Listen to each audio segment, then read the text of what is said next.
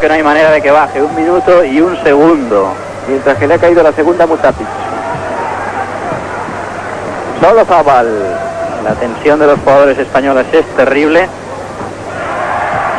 Encestó Solozábal.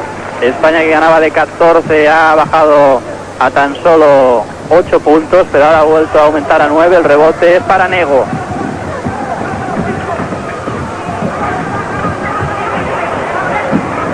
Fernando Martín, 70-61, 50 segundos. Y los españoles el próximo viernes se van a tener que acostar tarde porque a las 4 de la mañana se juega la final, seguramente frente a Estados Unidos. Qué personal intencionada, qué golpe ha recibido Solozábal. El jugador número 6 le ha dado un golpe a Solozábal en el pecho. Vean cómo se duele en el suelo. Vamos a ver si repiten la jugada la televisión americana.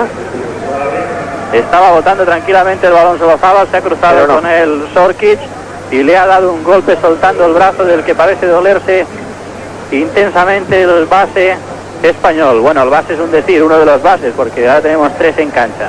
39 segundos 4 décimas, 9 puntos para España y la posibilidad de 2 lanzamientos libres para Nacho Solozábal en cuanto se recupere, cosa que deseamos sea lo más pronto posible. Está siendo atendido por el doctor Cristóbal Rodríguez y Paco Vinaburo, pero debe haber sido doloroso el golpe que ha recibido Solozábal.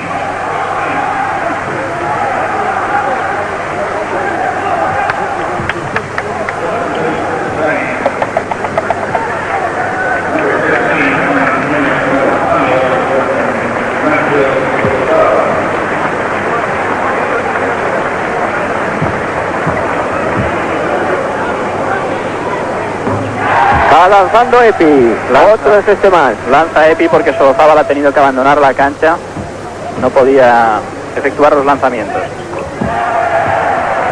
Es el que ha sustituido a Solozábal. 72-61, señoras y señores, y esto está conseguido. España en la final olímpica de baloncesto en Los Ángeles 84.